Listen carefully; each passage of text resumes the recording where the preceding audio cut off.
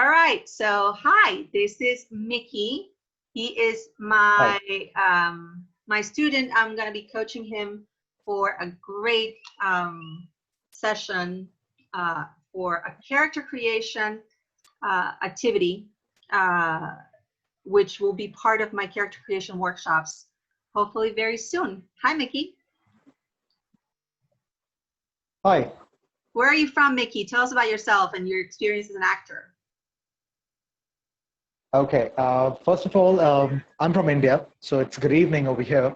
And my name is Micky, and I'm an actor and a dancer. And basically, I just started last year, back in November 2019, because I had this strong calling from within. As an actor, as an artist, I had this calling, and I just had to chase that dream.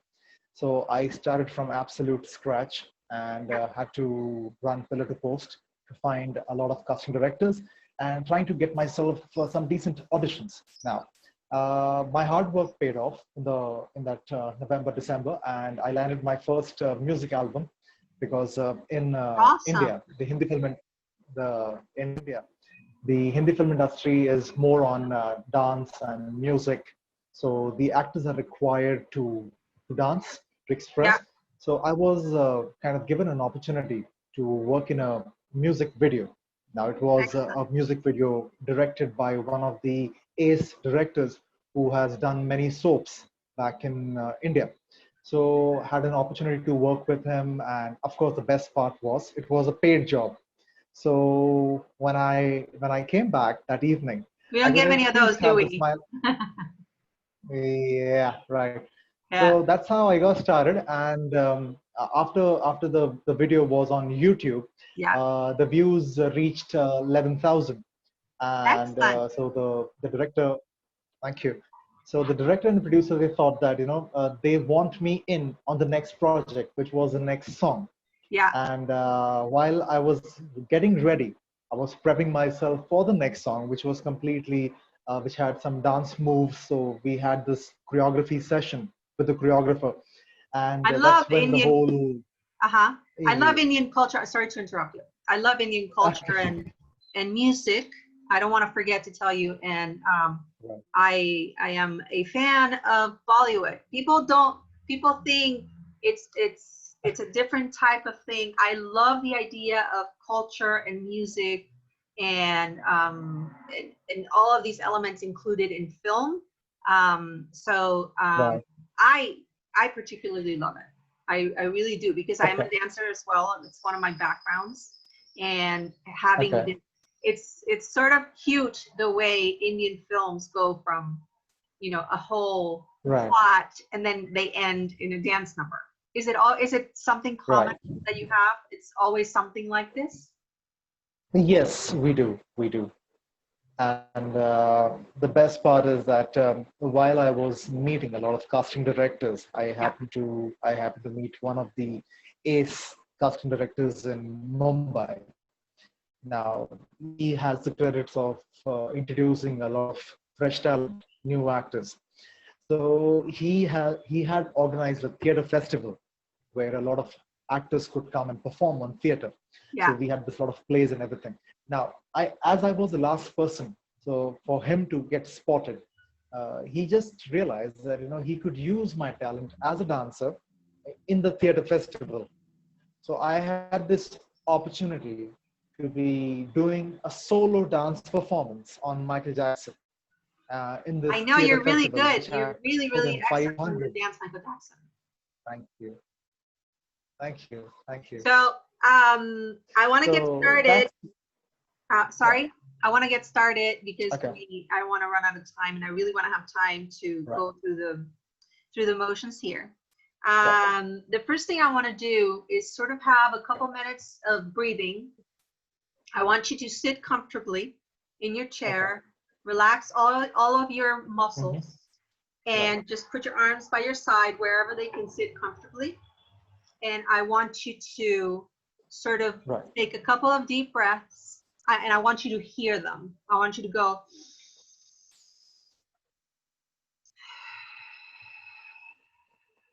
And I want you to keep breathing this way because when you breathe and you can hear it and it goes inside your larynx into your rib cage, it expands your lungs.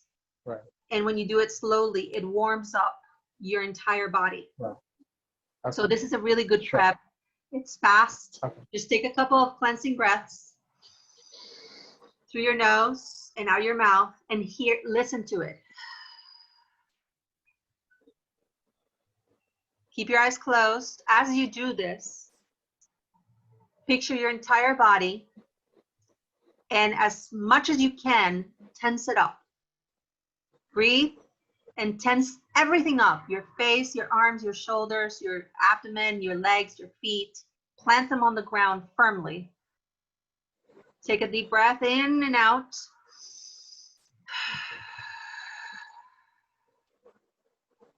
And slowly, starting at the feet, relax your muscles. So keep tense and keep breathing in and out. Hear your breath.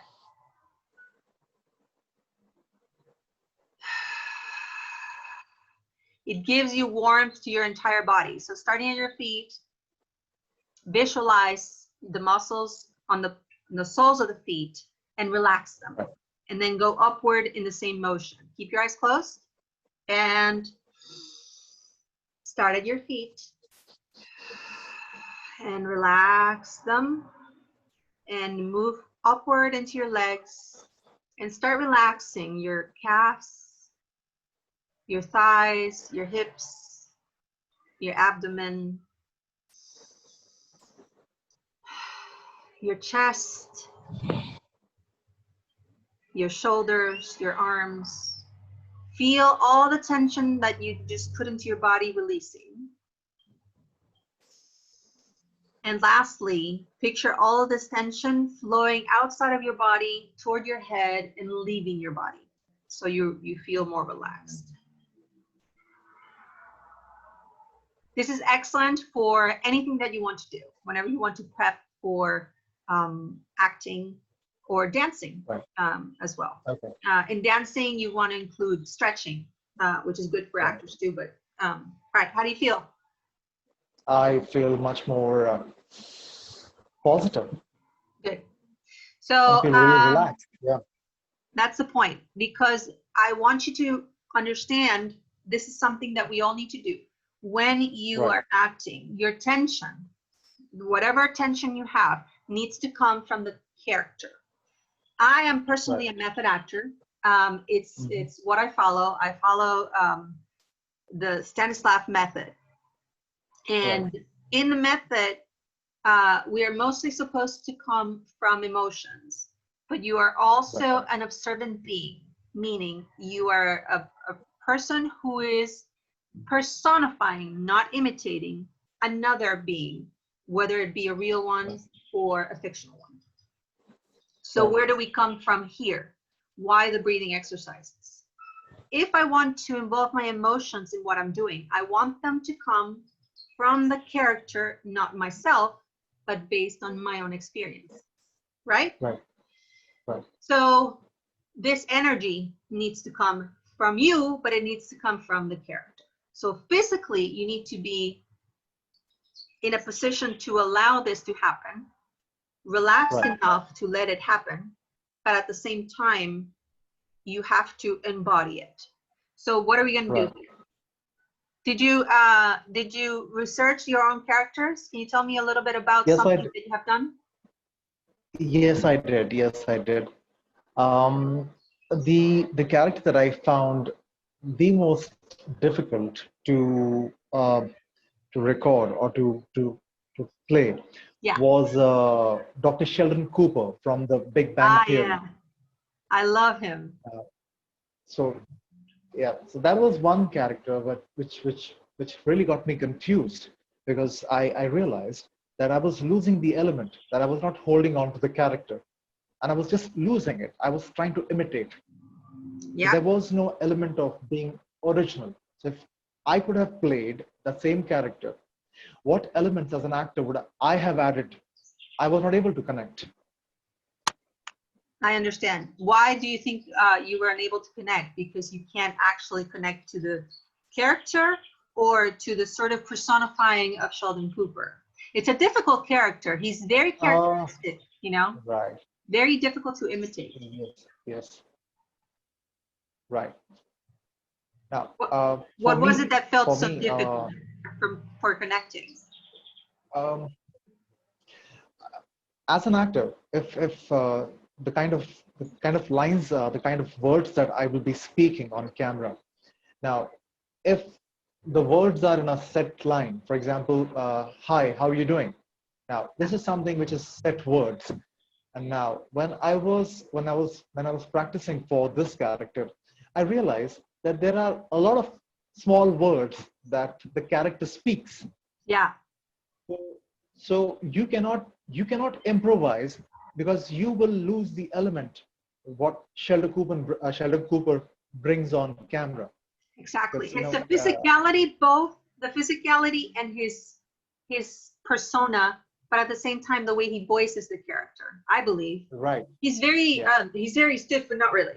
And he's he explains everything thoroughly, and he's very proper, but at the same time, you know, he's a spoiled child who is a brat. You have to, you know, think of all of these things and channel them, right? Yeah, it is a difficult character to sort of personify. So this is my exercise for you. I have this thing I found that is called, it's a bunch of different exercises for method acting. And it lets you go deep into how you feel in a way. I know you do a lot of monologues online, and we spoke about monologues that have to do with talking to an audience and breaking the fourth wall, or you know, make believing, which is what, you know, our profession, that's what we do. We make believe all the time that you are in a space with other actors and possibly, you know, cameras and things. So this specific exercise called the private moment was just got my attention. It calls for you to be in a situation where you imagine yourself in a private moment of your life where you are by yourself. So most of us now, we are sort of working around the virus, and we are delivering action through these screens in intimate moments in our homes, in our bedrooms, but we have to sort of show people what we are doing exactly, right? So I'll read this to you a little bit.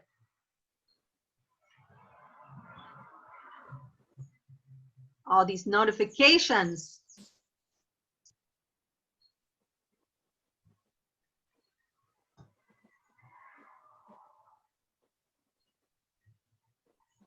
And we'll do it like this.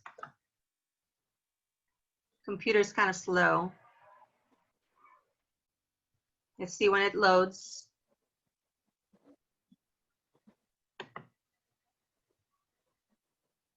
So we can share the screen. Are you there, Micky? Yes, of course I am. Okay. Just making sure.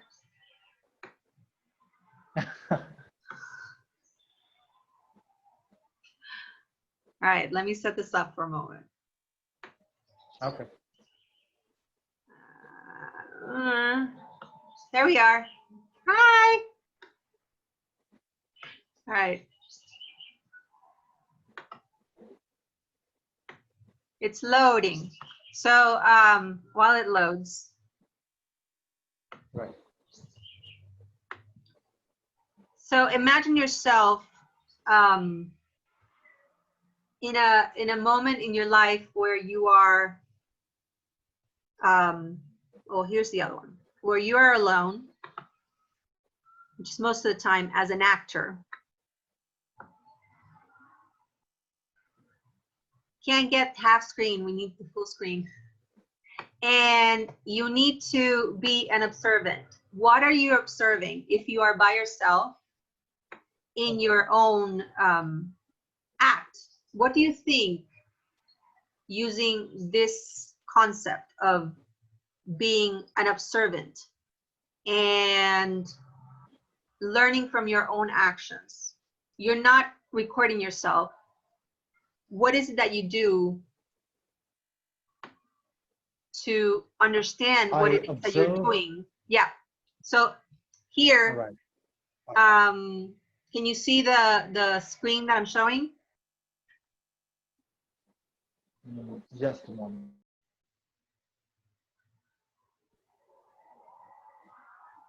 It talks about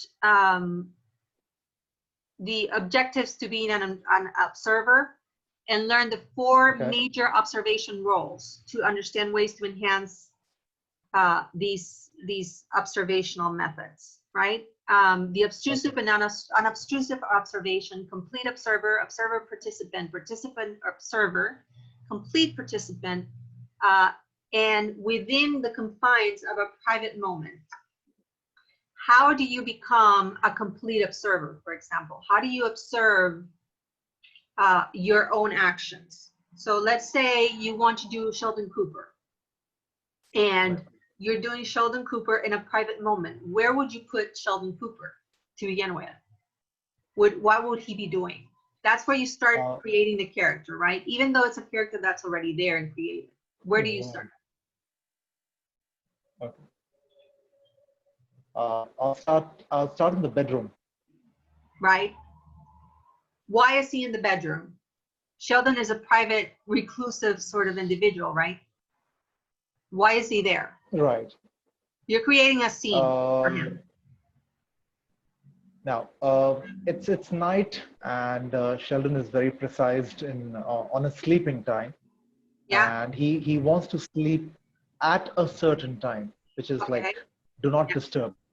So he is in the bedroom, and he's about to wear the pajamas, and he's about to go to sleep. Before that, he's just sitting on the bed. So that's where I imagine Sheldon to be. So give me an idea of, here we are creating a scene, right? So it's a character creation around a scene that you're setting forward or setting forth. Right. He's putting his pajamas on, he's going to sleep.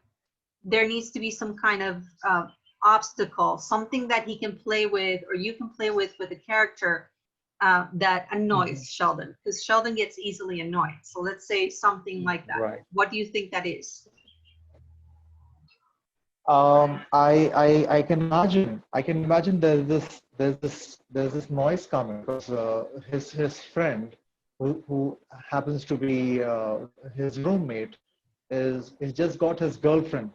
So they are making love, and they are in across next room. And that noise is kind of getting him absolutely annoyed. So while he's trying to wear the pajamas, Penny and Leonard, they're awful people having sex. Yeah, right, yeah. So that's kind of, is getting onto my nerves. So, and I'm actually still trying to wear my pajamas. Yeah. Right. Do you think he sort of sits there for a long time and waits, like doesn't want to interrupt, or do you think he interrupts immediately? He's a little bit selfish. No, he's literally, yeah. So he takes his time. He just wants to sit. He needs to think that by the time he reaches out to his friend, because he wants to tell him that he's kind of annoying, and I'm really not comfortable, and it's my sleeping time, so you guys cannot disturb me. So there you go. He says all that. He's sitting on the You use the word to describe how he feels, which is uncomfortable. How do you show discomfort, right? That's where you come into the scene as an actor and go, I'm going to be an observant at this. Right. What is it that I need to observe? Okay. Is it physical movements? Is it, do I voice my discomfort? Do I physically show my discomfort to the other characters? Remember, you're alone in the bedroom. As an actor, you don't have and the other 2 actors doing the part. So how do you show this?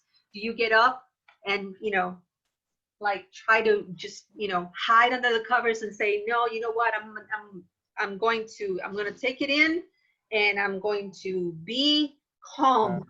I'm not going to go bother them? Or do you get up and move around? What is it that you do, especially if you're doing a monologue on camera? You have to be aware of what the audience is looking at, right? Right. So what would you, Micky, do as an observer of your own self, your character? How do you think he feels, and how do you show it? So I'm going to build the character by showing that I'm absolutely restless. So while I'm seated on the bed, with half the pajamas on, I'm constantly moving my body. I'm constantly moving my body because, you know, I'm still listening to their sounds, and, you know, while being seated, I want to disturb them. I want to let them know that, you know, I cannot take it anymore. So I want to deliver whatever I want to say while being seated, while being restless. So I'm restless. Okay. So what do you do? And I want to be like loud enough so that. What does Sheldon do so I'm gonna be like, make him know his presence and that he's listening and that he doesn't like it? Is it knock on the wall, or what is he doing? No, I'm gonna be like knocking. I'm gonna be knocking the wall. And as they understand that, you know, it's making me uncomfortable, and as they are ready to listen, that's when I say something sarcastically, something that kinds of gets them, you know, gets them out of that love making or that intimacy. It breaks that intimacy. Something very Sheldon, right? Something which is very Sheldon, correct, right? Yeah, that's good. You have to observe yourself as an actor within the confines of this the character that you're building, right? Right. This is already an established act for a character, right? Sheldon is very well known, right. And he's a well-beloved character. He has characteristics and traits that are very common and well-known. I am a writer as well. You know this, right? And I have a couple of novels that I wrote. My current one is Pendulum. It's a paranormal book. I wanted to use a little bit of The 10th Cube, which is a historical fiction novel. So it's a more serious roles for characters. When I build my characters for writing and for acting, I go from the same principles. I start realizing what the characters feel like. Delia Donovan, the protagonist of this novel, is a girl who has lived and grown in the streets. She is young. She's like in her 20s, mid-20s, to give you a background. And she grows up in a fictional port town near New York City, like near the eastern coast of the United States. And she is, she has developed from an orphanage and then onto a street life with her friend and partner Biggs, who becomes her sort of father figure. And he dies in the beginning of the novel, and it affects her. She finds an object with him, and she runs from this woman who's trying to kill her too with this object. She doesn't know what the object is. But Delia is, you know, she's impoverished. She doesn't have manners. She talks with New York accent, but it's New York, 1920s New York. So they use a lot of mannerisms from the time and the wording. You know, she doesn't have clean ethic. How do you call it? Well, manners, like, you know, eating habits and things she eats in the street. So I built her character from this. What do you think? I don't have another character. Let's build a character with you. that I don't have in my novel. Let's say Delia has a friend or somebody she's known from her street life. Remember, it's like 1929, right, before the market crash, before Second World War. So because it's historical fiction, it's kind of difficult. right, What is her friend like? right. Do you think? Let's give him a name. What would you call her friend? I'll call him Mike. You're gonna call him Mike. Okay. So what are they doing together? Mike is waiting for her by a coffee shop. Okay. And he is. I see the character who's wearing an overcoat. Okay. I see the character wearing a hat, and it's extreme cold. And he, by the looks of it, it seems the character is someone who's very concerned. Who's very concerned and someone who is very caring. Okay. So that's how I can imagine the character. Okay, excellent. So let's say Delia comes to him sort of not crying, but to the point where she's about to cry, and she's worried. Let's say this happened before the novel started. She's worried because she doesn't have anything to eat. And neither does Mike. They're both on the same sort of wavelength here. They're people who fight in the streets and are getting their meals one day at a time. So let's improv for a couple minutes. And I want you to try to embody this Mike character when he meets Delia at the coffee shop for the first time. So do you want me to give you about 30 seconds to think this through? No, I'm ready. All right.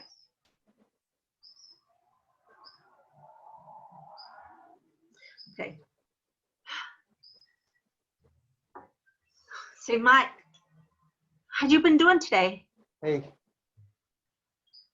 I'm doing good. It's mighty cold, huh? Right. Listen, I've got some money. Have you? Did you buy anything? Yeah. I know. I was thinking, let's have some coffee. Want to have some? Yeah, please. That'd be a great idea. Okay. Come on, let's hop in. Thank you. Oh, it's hot.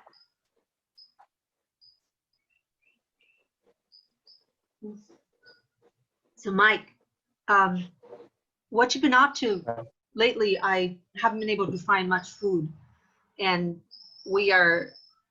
Biggs and I, we're trying to get some money from the items that we got yesterday, but we haven't gotten any sales lately.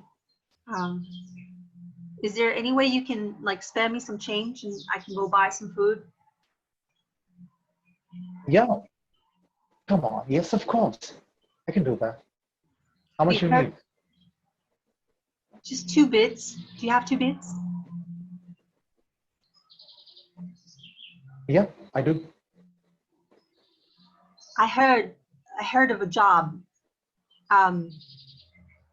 Is not near town. We have to move a little bit, but it would include you, and we could probably make some good money out of it. I know you don't like this, Mike. I know you don't like this too much, and what we're doing is not something you agree with. But you know, we're starving. We need to make ends meet somehow.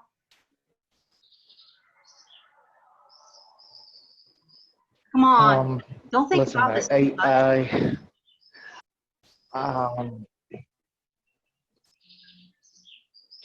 Okay, we can't be beggars on the street. We gotta do something. Let's do it.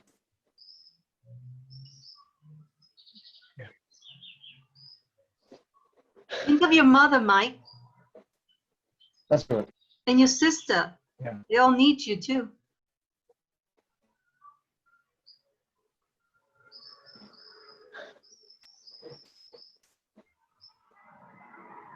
Mike? You know what? I think we should do it. Okay. I'm going to tell Biggs.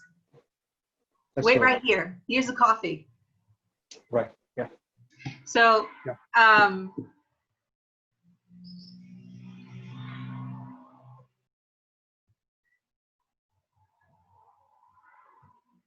uh-oh. There he is. You lost the connection for a moment. There you are. So, Yes. Micky. Yeah.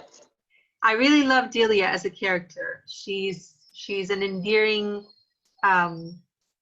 almost a person to me now, because I've sort of created her from scratch and I've lived with her for years. And I had moments of lucidity while creating her. She's special to me. And the book is going to have a sequel, so maybe I'll include Mike in the sequel. So, Wow. how do you think it feels? She's proposing something that is not quite under the law. They're thieves. They rob houses to sell items to, this is what Biggs has taught her to do to survive. And Mike is not a person who normally does this. He's sort of,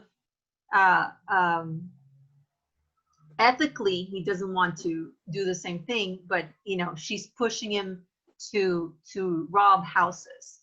So how do you think that feels for the character, and where can you go from there? As I mentioned, that the character is someone who is very caring, and as we have the backdrop of the 1929, so I think the characters require very simple shade. So there is like no two ways about a character. So if I have to show my love, my care, my concern to her, to support her, to make her feel strong, I think I would be more affirmative to stand by her and to do that. Makes Empathy is a great characteristic for actors to have, and mostly it's because we need to be able to show those emotions, and it's a trait not a lot of actors possess. I think you can develop it through observation and by actually talking to people. And it's something I've done before.